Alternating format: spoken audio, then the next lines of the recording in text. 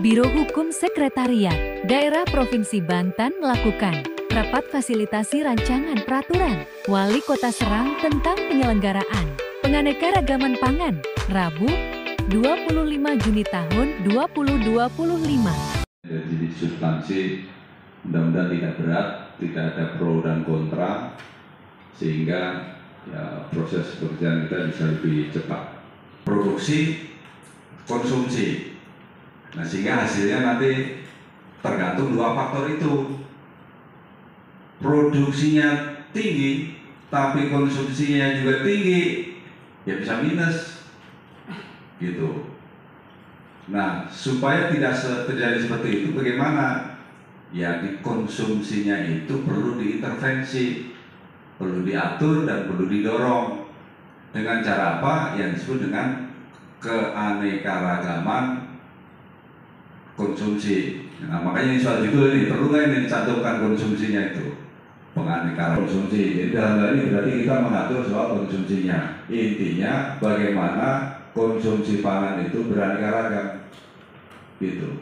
Produksinya mengikuti, karena kalau hanya satu macam bahan pangan, ya produksinya nanti kewalahan.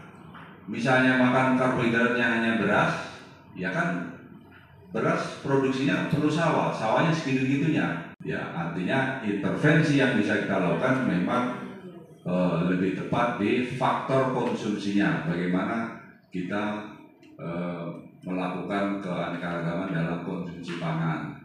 Nah, mudah-mudahan nanti Perwal ini sampai ke sana gitu ya, bagaimana keanekaragaman itu bisa dilaksanakan secara sistematis. Jadi perubahan perilakunya itu diintervensi secara sistematis.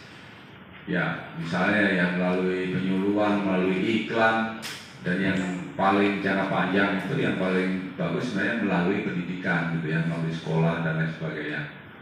Dengan substansi materi tidak jauh, bahkan sangat berdekatan dengan regulasi yang ada dari Kementerian Pangan.